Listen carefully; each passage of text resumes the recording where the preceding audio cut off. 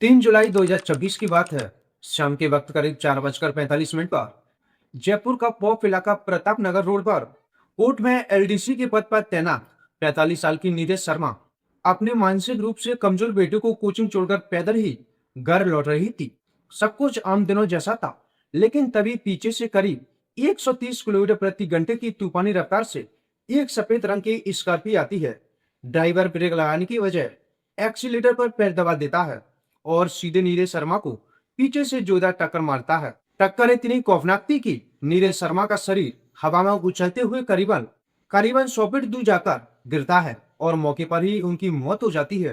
Police की शुरुआती जांच में यह एक दर्दनाक सड़क हादसा लग रहा था, लेकिन जब जयपुर पुलिस की डीसीपी ईस्ट रंजीता शर्मा ने घटना स्थल के आसपास लगे सीसीटीवी कैमरों को खंगालना शुरू किया तो इस एक्सीडेंट के पीछे एक ऐसी घिनौनी और रूह कांप देने वाली साजिश बाहर आई, जिसने माँ बेटी के पवित्र रिश्ते को सरेआम नीलाम कर दिया।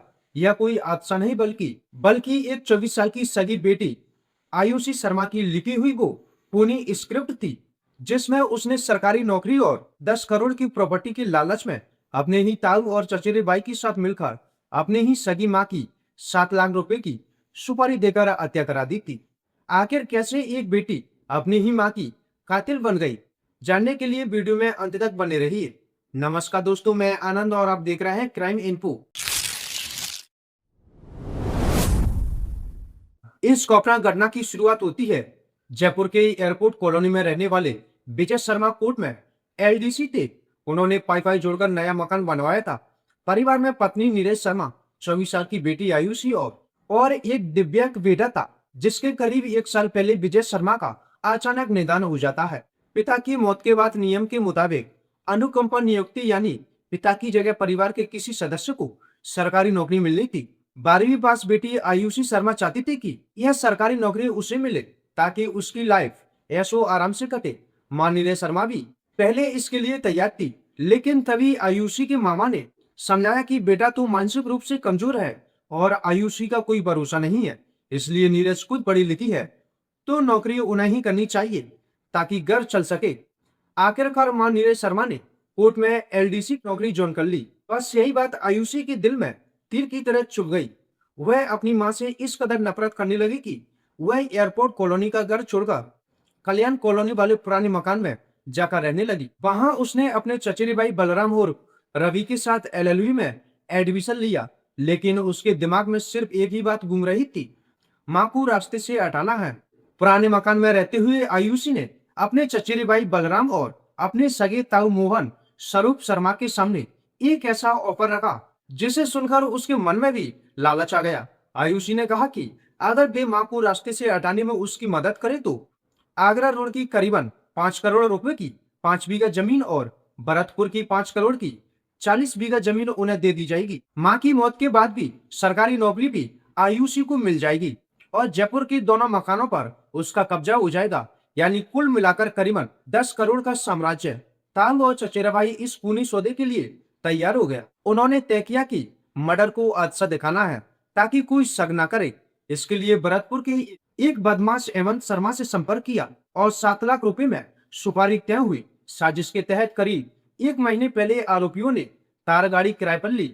एक दिन जब नीरज शर्मा घर से बाहर निकली तो हेमंत शर्मा ने तार गाड़ी से उन्हें कुचलने की पूरी कोशिश की, लेकिन नीरज शर्मा की किस्मत अच्छी थी कि वह बाल बाल मच गई। उसी दिन नीरज शर्मा को शक हो गया था कि उनकी जान को खतरा है।